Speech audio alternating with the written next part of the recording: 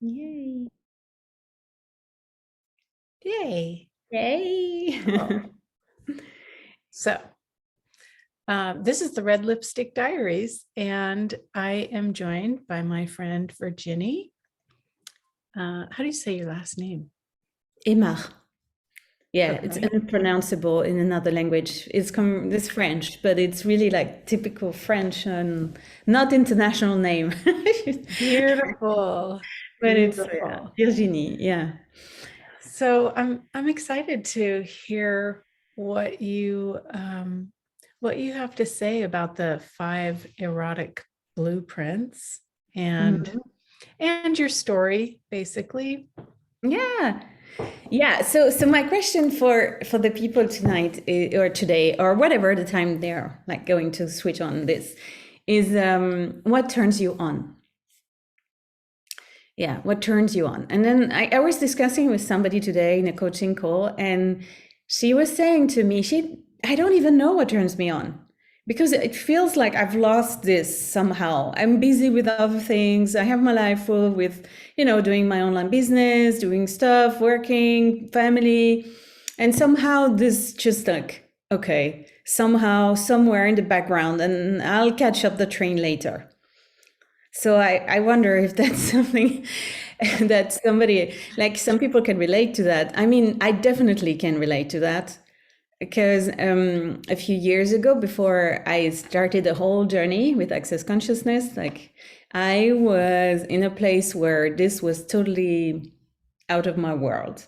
Like my whole, I would call it orgasmic energy, but some people might not know what that means. But it's this whole turn on, this whole like I'm lit up, I'm like really on, Mhm. was not there. I felt like the switch was really like I didn't know where the switch was, and I remember that very clearly. I was married, I was in a relationship, and I was like, I really don't have any idea how to find this path again. And I was making myself so wrong for it. And I was remembering, I was looking for all the possible things that I couldn't find. And I remember I even did a course on sexual priestess and all these mystical circles with women in order to find this, like, what is wrong with me? Because my basic assumption was that something was not okay, that I was like switched off, and I didn't have any libido, and I didn't want to make love to my husband, and I didn't want to hear about it, and I didn't care. And I was like, this is not normal, this is not how life should be. And but instead of like really asking questions like I would do now, but I was very much turned into, okay, what is wrong, what can I find in me that is wrong, and how can I repair it? Mm. So I started with this this basic standpoint, and so took me some time. I just remember this one time when I was going to one of these energy where we learn about the energetics and how the energy works, and it was a class by Dr. Den here. And I remember very clearly, like, oh, the switch is on. Like, there is one possibility to find back the switch, because at this moment when my energy was again going to this vibration of this possibility, and it was like, oh my God, this is not. There's nothing wrong with me. I was not broken. It's still there. So this is something it really. If anybody's listened to that, and maybe that's not something you at all No, experience, so that's good. yeah, it's funny when you sent me the message about, what topic you wanted to chat about. I was remembering how I had something similar, but um, what I was looking at is throughout all my different relationships, how I was always tapped into their body, Mm. and everything that I thought was me was actually them. So if I wasn't turned on, it was because they weren't turned on. And if I was turned on, it was because they were turned on. And it Uh, was like bringing it yes. back to, what I choose, not just my awareness of Yeah. my partner. Yes. and this is such an amazing tool that we have, like to work with that is to really be aware like how much of the things that we perceive in our bodies is not ours, does not belong to us. So I love that you bring this. This is an amazing question that I use all the time as well. It's like, who does it belong to? Does it belong to me? Somebody else? Something else? Is it mine? What do I perceive? What do I Yeah. And so, it's like, you know, most people are walking around not turned on, but if you go into nature or if you're around animals or children, they are turned on. And so yeah. sometimes you're like, wait a second, what's going on? Yes. You know, if you're around children and you're turned on.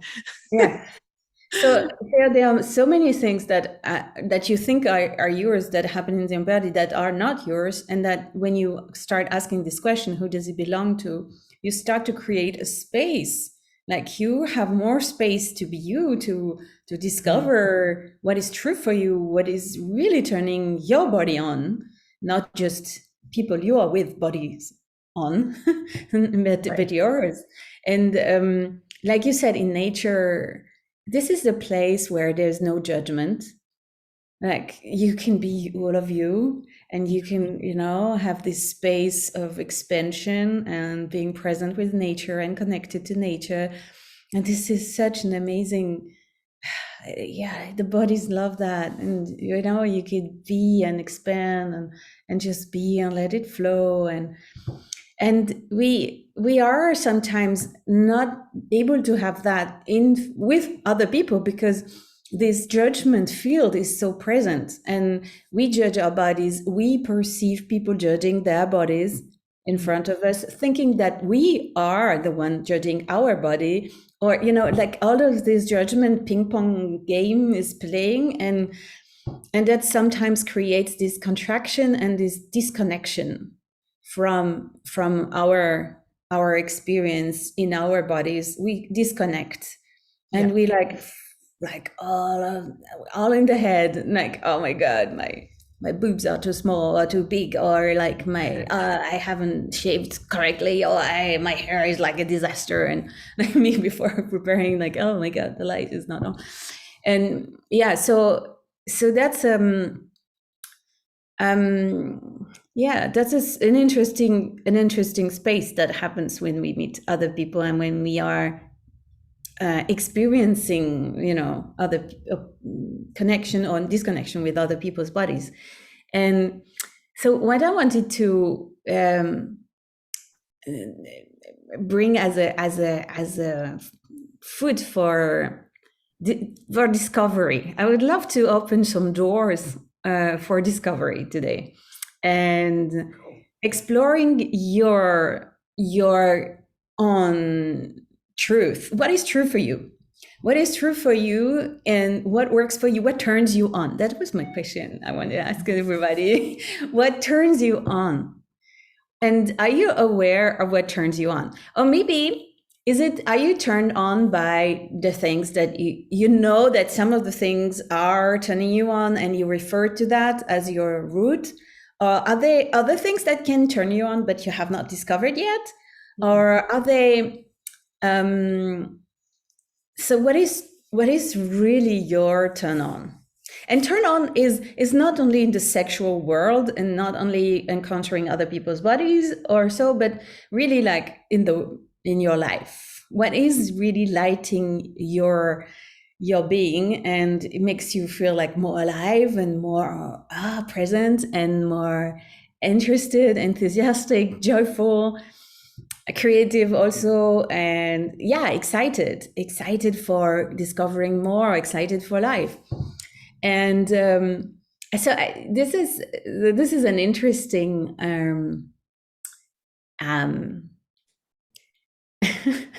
I don't know how to bring this about, but there is an interesting way to look at it, and that's the erotic blueprint. And the erotic blueprint, it's like a language. It's a language for the erotic expression. What is my erotic expression, and what is my language actually? So sometimes we go into this with this, okay, I know like some things I do or some things that are done to me are causing me to have this excitement. But is that all to it, or is there more? Like, have you really allowed yourself to explore what is really true for you? What really turns you on? What is really your erotic expression? So I'm going to give you some food for discoveries, food for thought and exploration, and see if it resonates with you, right? So usually, I want to say something before, disclaimer. When I am presented with some things like, okay, these are the types, these are the 5 types, this is the 4 things, this is the 5th thing, and I'm usually very suspicious. Like, what do you want to tell me? There's only 5, like they're like probably win 1 million, 100 million. What does it mean? I'm usually very suspicious. And so I look at it and I'm like, is it true? Is it gonna? So I would like to say, yeah, you're right. You have to be suspicious. You have to be in question. What is true for me? Does it resonate with me? Does it help me go further, have a broader perspective, or is it contracting me? So if it's the case, then just throw it away and do something else.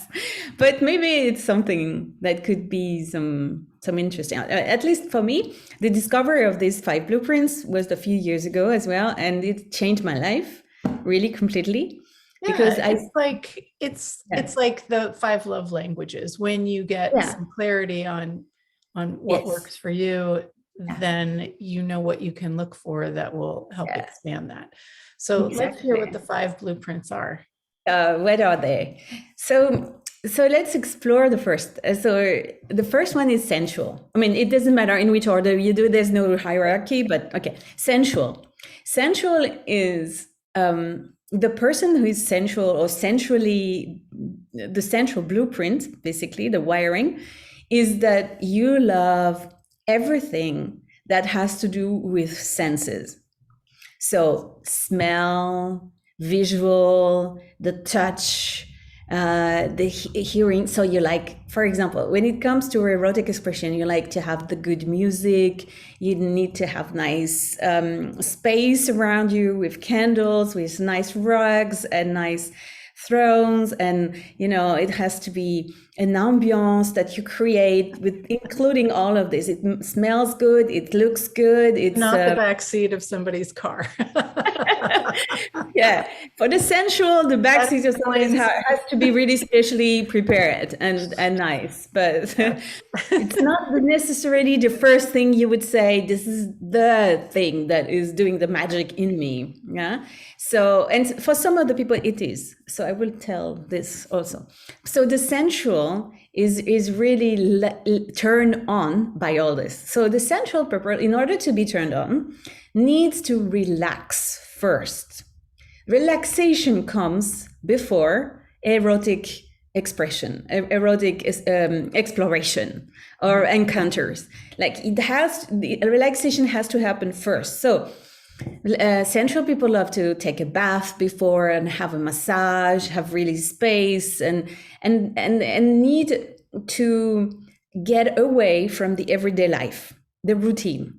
Yeah, so it has to be a switch for the sensual. In order to get into the erotic expression, it has to allow herself or themselves a space for relaxation first. So this is the sensual. Is it something that you can relate to? Absolutely. Yep. Yeah. Probably you find different degrees of each one. Exactly. And which is your primary. Exactly. Yeah. So this is yes. Exactly. Sensual. Yes.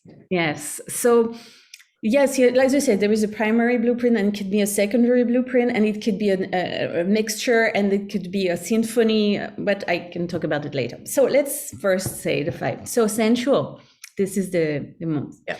In the sensual, there is also something specific. So this is there's a light and then some shadows, like some superpowers and some things that can cause some more shadows. So for the sensual, the superpower is that everything is orgasmic.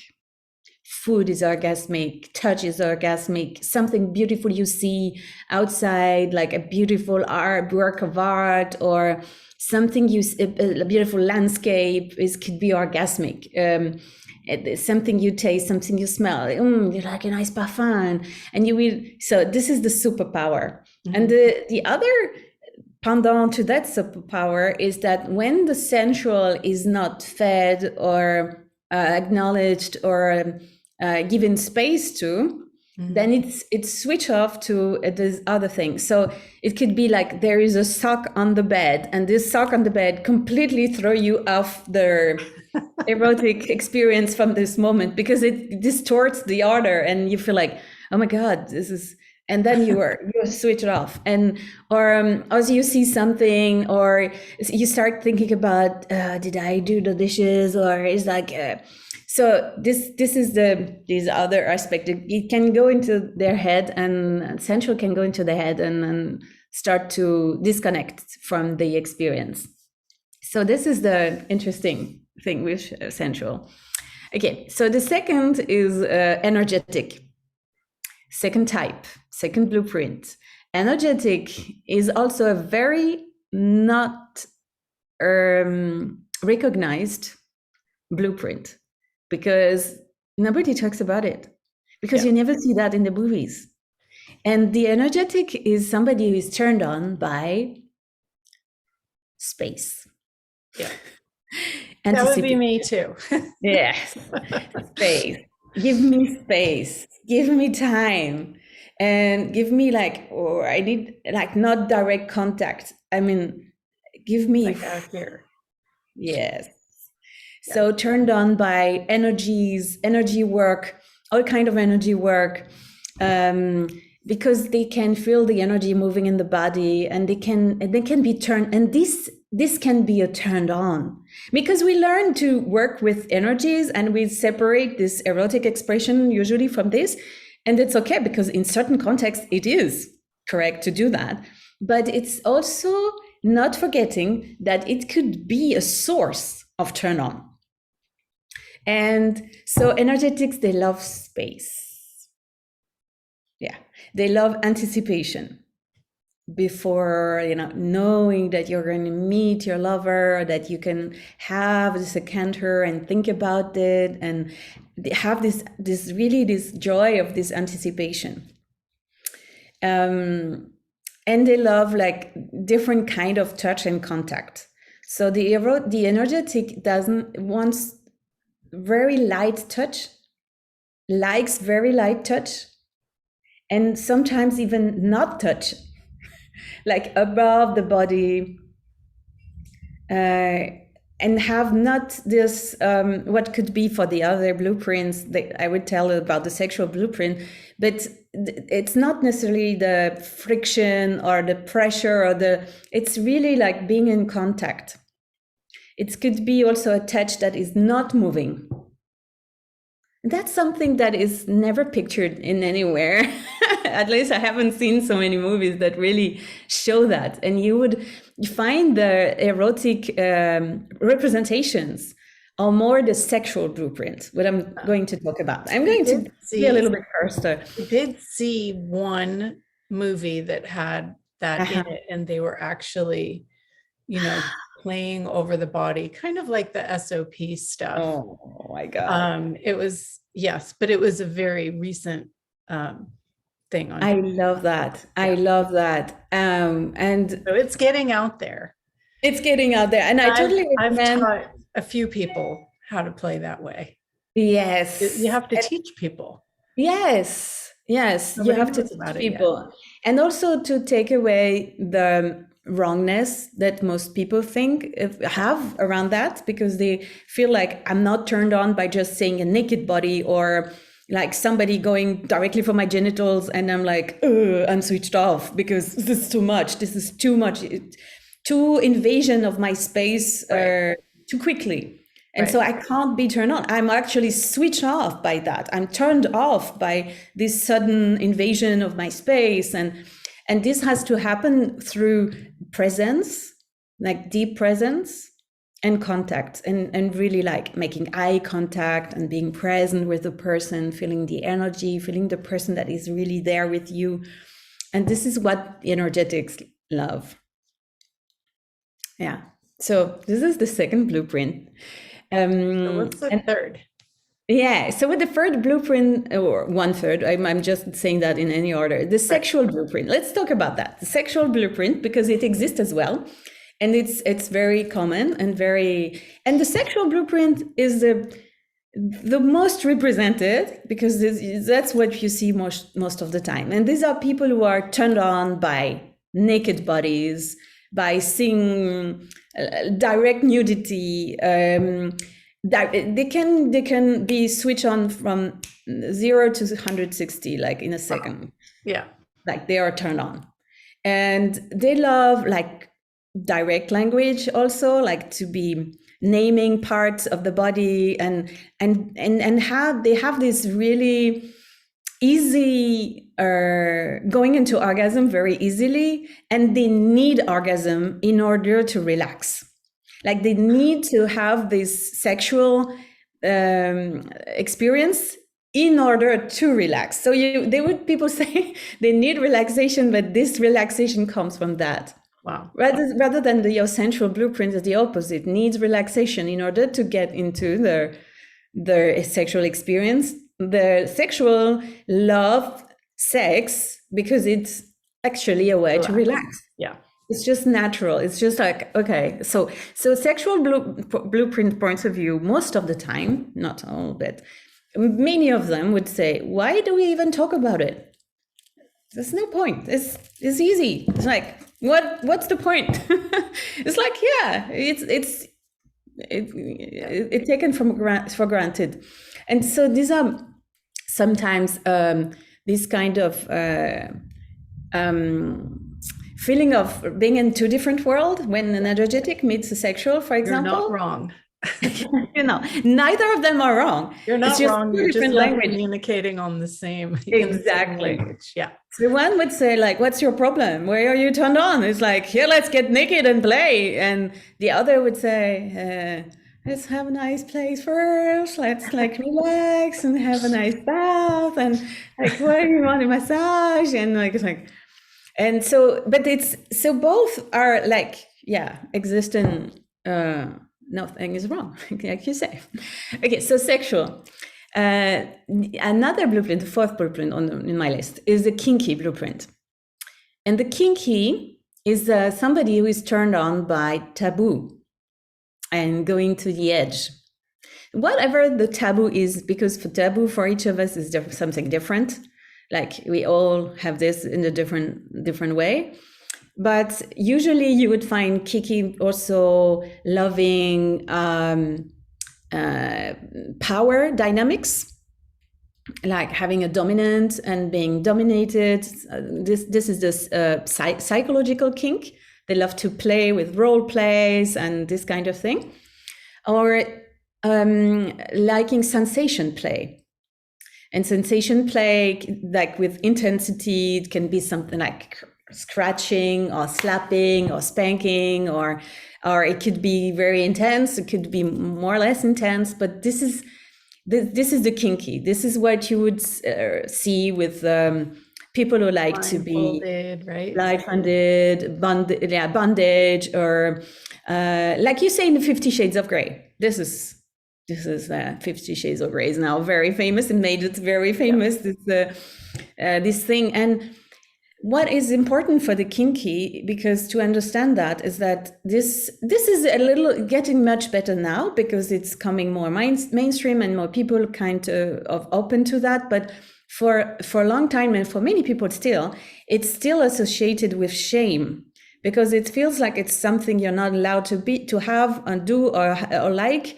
And many people have still a projection that you must be somewhere wrong, because how could you like such thing? Maybe something wrong happened in your childhood, or you were like, so people have all kinds of judgments of kinky and people who love kinky, but it's usually not the case. Like it can happen also, but most people like kinky because they just like kinky, and that's nothing wrong with that. It's just like a form of play. So yeah, for kinky people, it's sometimes it's one of the blueprint that is most hidden from yourself sometimes. Like you might like it, but you don't even know. You don't know because nobody's gotten your particular. Exactly. Yeah. And you've judged it, or you've like censored it so that it doesn't happen unless you have the chance to explore it with somebody that is not judging you and that is welcoming that and working with it. So this is the kinky. And then you have the fifth one, and the fifth one is called the shapeshifter. And shapeshifter is interesting because they love everything. They like the mixture, the mix it all. And shapeshifter loves all the blueprints, the sensual, the energetic, the kinky, the sexual, and they can go from one to the other, or they can mix it. They love different kind of touch together. They love different kind of things that happen simultaneously. And a shapeshifter usually are those people who think of themselves or judge themselves as being too much. Like they are afraid of being with their partners because they feel like they're insatiable. They love sex so much. They love sex, like they want to have sex for hours and hours, because for them it's just like a big exploration of things, and time flies and you don't even realize that it's been a few hours. You're like, oh, really? We just started.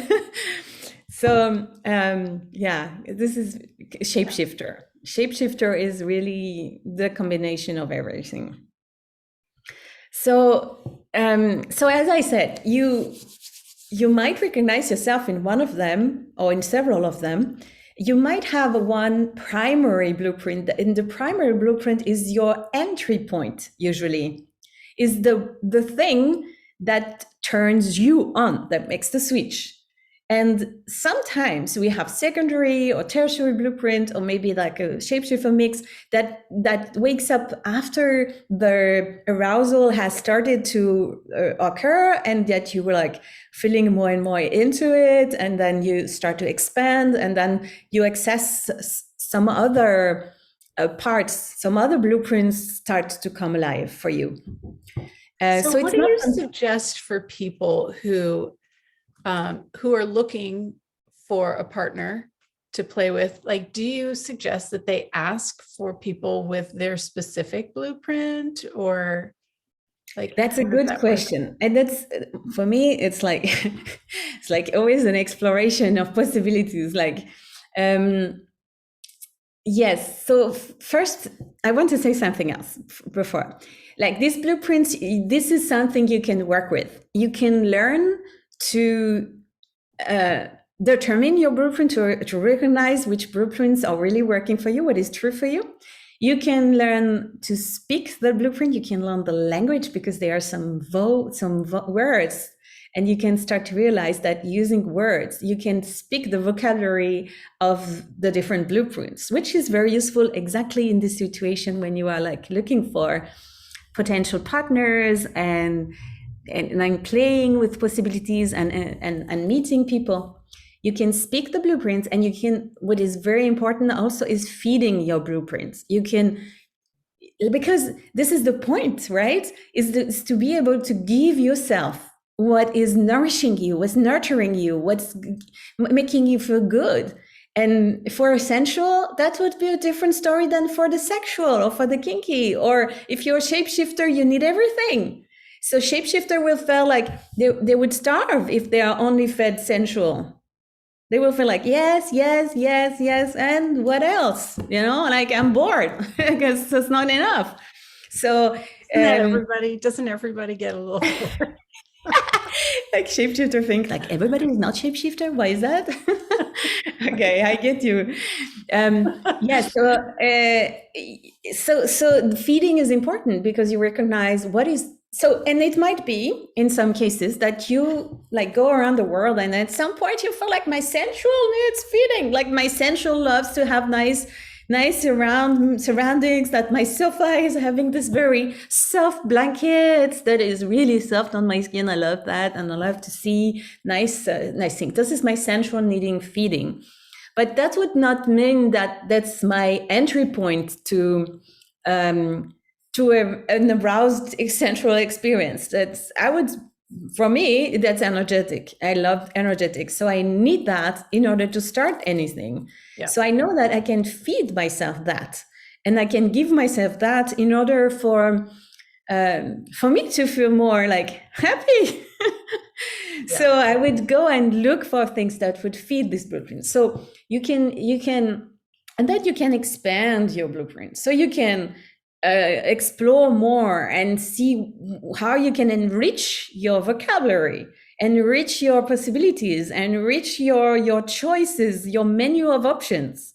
So in a way, so you can learn to determine your blueprint, to speak your blueprint, to feed your blueprint, and to expand your blueprint. This is something you can learn. So talking about partner, this is for me, this is really the greatest thing of this work, the erotic blueprint, is that you can play and you can have fun, because after a while, when you start to understand that and be with that and have like more fluent in this, you can determine blueprints of people by meeting them, by talking to them, by seeing how they eat, how they move, what's around them, what they like, and so you can start to look for that, and then you would know. Okay, so for example, I'm dating somebody, and I get in interaction with them.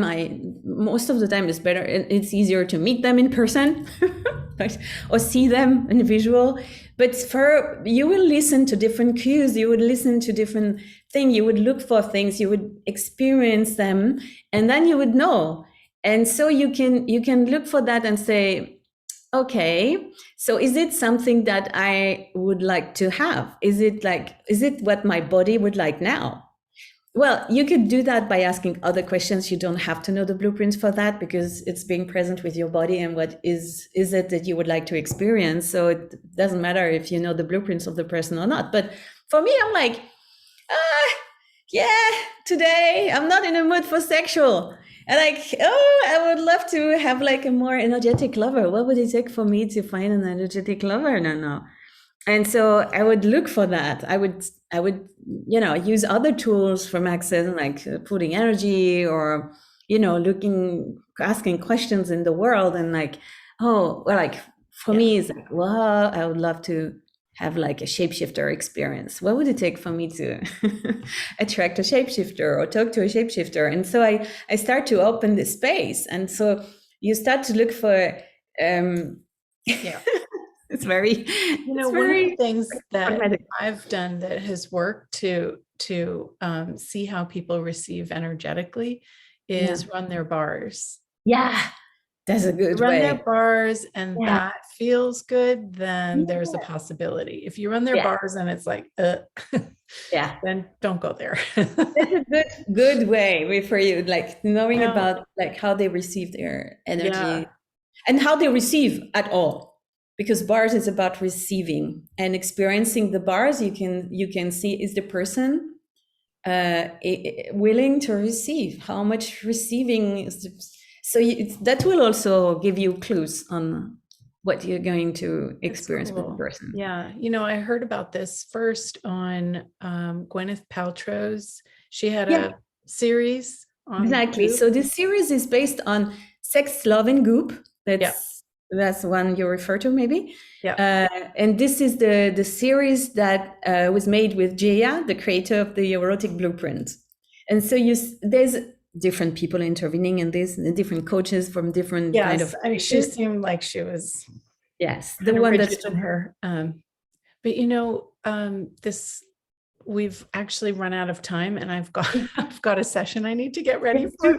But this is so cool and so interesting. So if people want to learn more about this, how do they get in touch with you? Yes, so they could totally get in touch directly to me. I think that's the best way at this stage. You You have can a still website? contact me on Messenger. And I will give you a link to my page, and Okay. you can have a look at some of the videos I do. And I offer coaching packages for that. And we can work together on one-on-one, and as a couple or as a single, depending on your situation. I work with both, and we can work on this, exploring this area. Amazing. Yes. So cool. Thank you so Thank much you so for much, Julie. all of this information, and hope you guys learned something and what else is possible. Yeah, thank you so much. Take care. Bye bye.